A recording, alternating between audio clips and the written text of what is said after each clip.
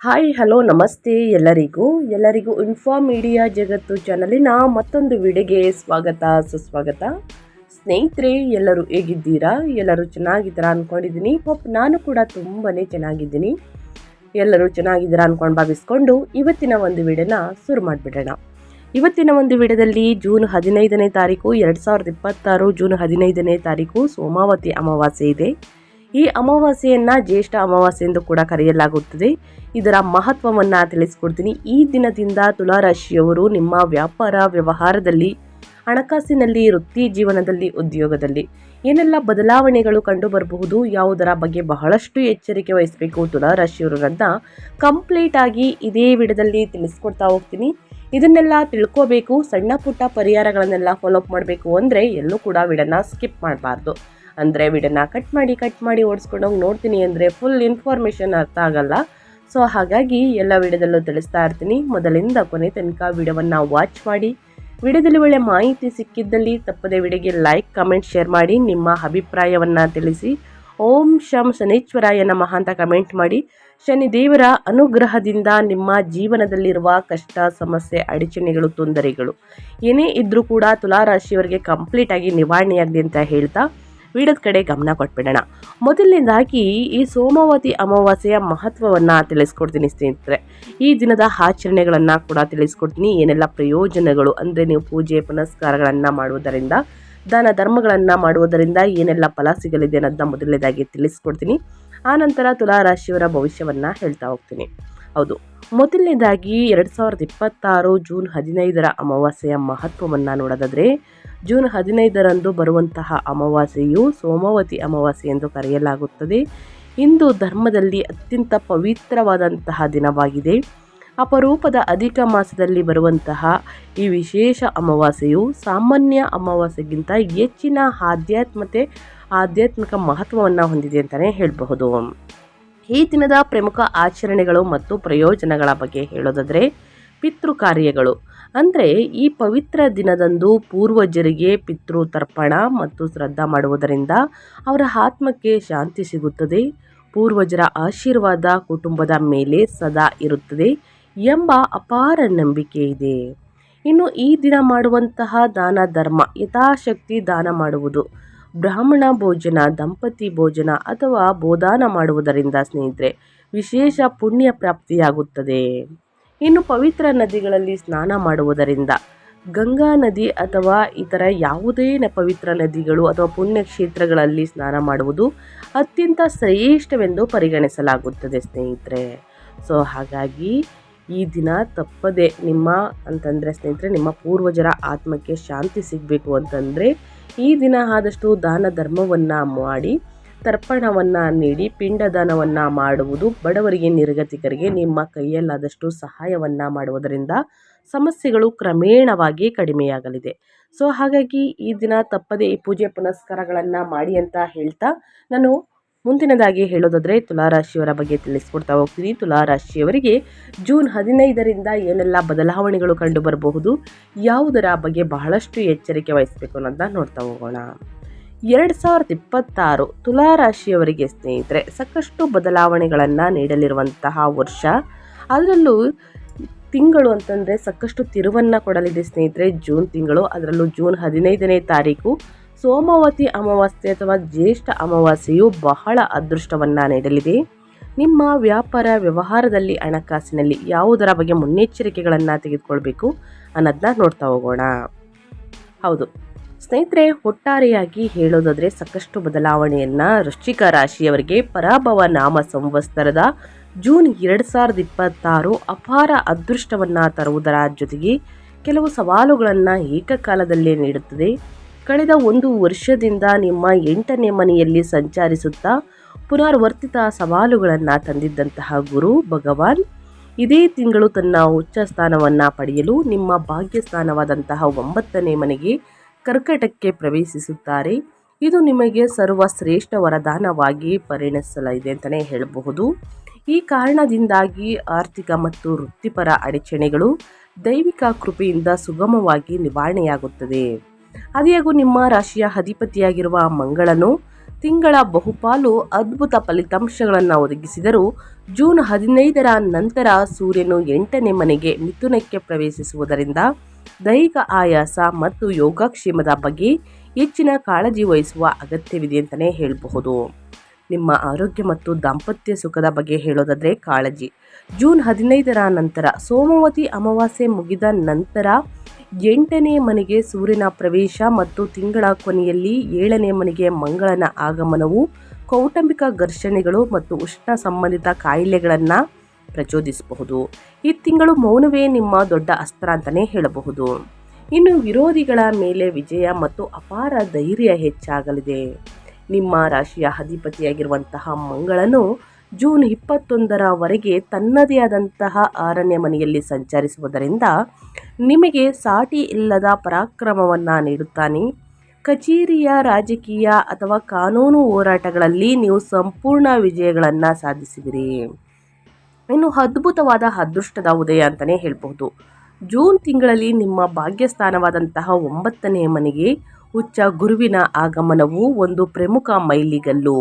ಇಂದಿನ ಜನ್ಮದ ಪುಣ್ಯದ ಫಲವಾಗಿ ಅದೃಷ್ಟವು ಪ್ರಮುಖ ವಿಜಯಗಳತ್ತ ನಿಮ್ಮನ್ನು ಮುನ್ನಡೆಸುತ್ತದೆ ಅಂತಲೇ ಹೇಳಬಹುದು. ಸ್ನೇಹಿತರೆ, ವೃಶ್ಚಿಕ ರಾಶಿಯವರಿಗೆ ಸಾಕಷ್ಟು ಬದಲಾವಣೆಯನ್ನು ಜೂನ್ ದ್ವಿತೀಯಾರ್ಧದಿಂದ ನೋಡಲಿದ್ದೀರಿ. ಯಾಕಂದರೆ ನಿಮ್ಮ ರಾಶಿಯ ಅಧಿಪತಿಯಾಗಿರುವಂತಹ ಮಂಗಳ 1 ಮತ್ತು 6ನೇ ಮನೆಯಲ್ಲಿ ಸಂಚಾರವನ್ನು ಮಾಡುತ್ತಿದೆ.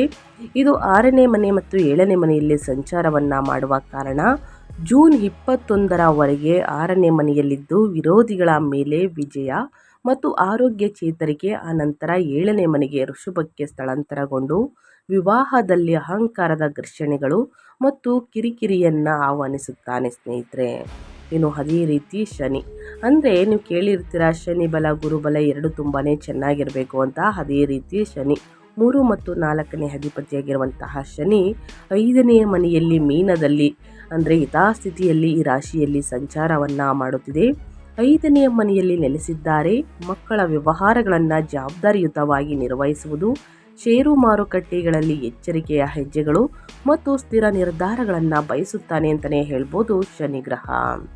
ಇನ್ನು ಗುರು 2 ಮತ್ತು 5ನೇ ಅಧಿಪತಿಯಾಗಿರುವಂತಹ ಗುರು 9ನೇ ಮನೆಯಲ್ಲಿ ಉಚ್ಚ ಸ್ಥಿತಿಯಲ್ಲಿ ಸಂಚಾರವನ್ನು ಮಾಡುತ್ತಿದೆ.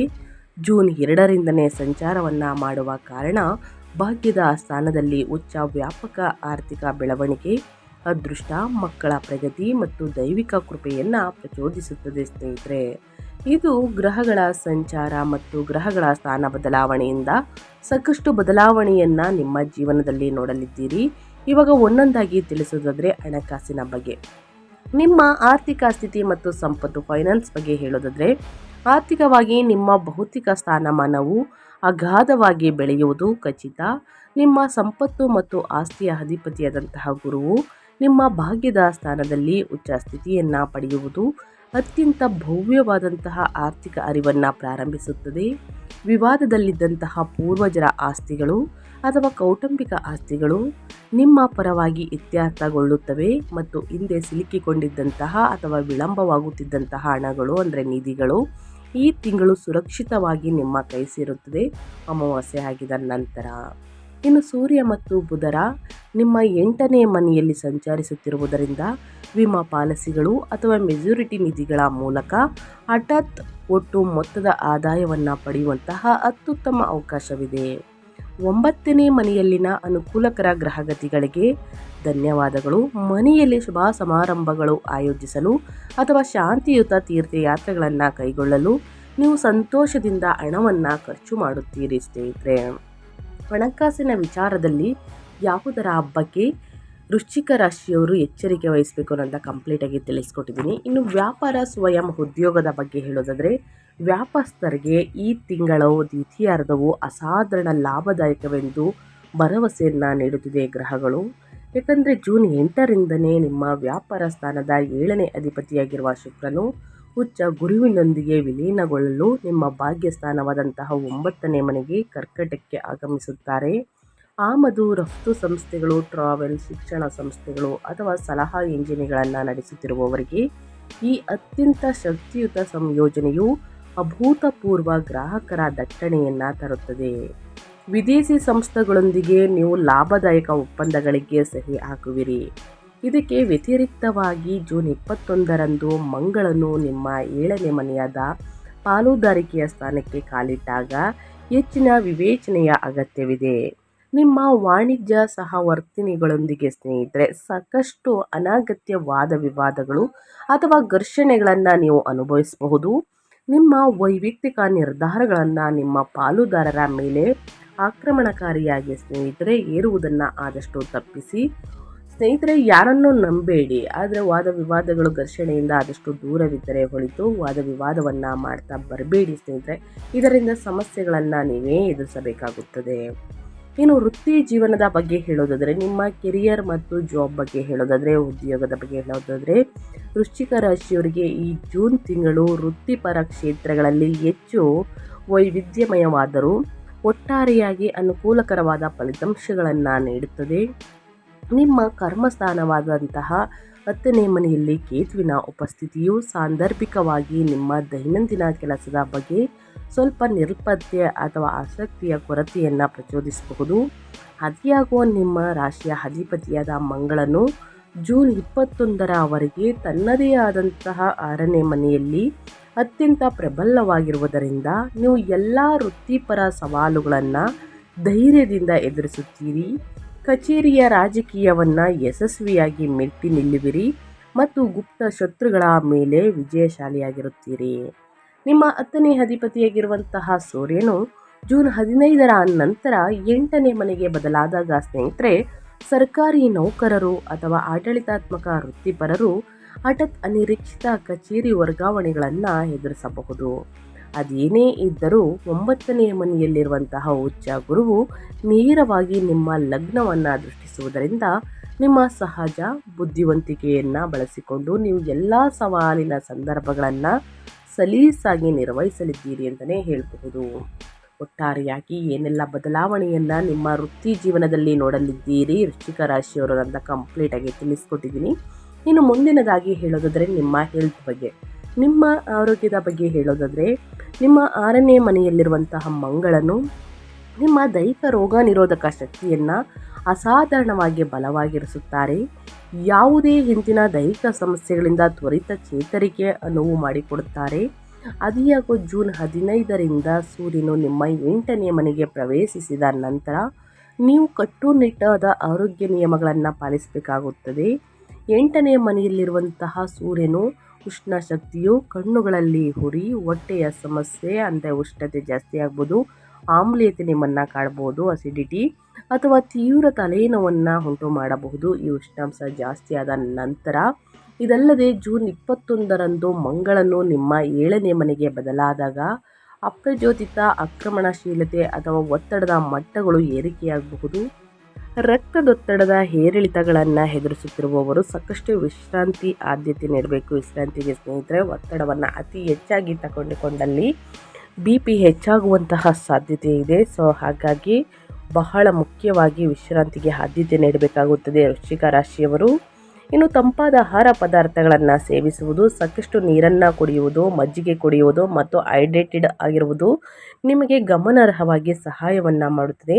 ಇದರ ಜೊತೆಗೆ ಪ್ರತಿದಿನ ಯೋಗ, ಧ್ಯಾನ, ಮೆಡಿಟೇಷನನ್ನು ಮಾಡಿ ಉನ್ನತ ಆರೋಗ್ಯಕ್ಕೆ ಆದ್ಯತೆ ನೀಡಿ ವೃಶ್ಚಿಕ ರಾಶಿಯವರು ಅಂತ ಹೇಳ್ತಾ, ಇನ್ನು ಕುಟುಂಬ ಮತ್ತು ವೈಯಕ್ತಿಕ ಸಂಬಂಧಗಳ ಬಗ್ಗೆ ಹೇಳೋದಾದರೆ, ಕೌಟುಂಬಿಕ ಸಂಬಂಧಗಳಲ್ಲಿ ನಿಮ್ಮ 9ನೇ ಮನೆಯಲ್ಲಿರುವ ಉಚ್ಚ ಗುರುವು ನಿಮ್ಮ ತಂದೆಯ ದೈಹಿಕ ಆರೋಗ್ಯವನ್ನು ಗಮನಾರ್ಹವಾಗಿ ಸುಧಾರಿಸುತ್ತಾನೆ ಮತ್ತು ಅವರೊಂದಿಗಿನ ನಿಮ್ಮ ಬಾಂಧವ್ಯವನ್ನು ಗಾಢವಾಗಿಸುತ್ತಾನೆ.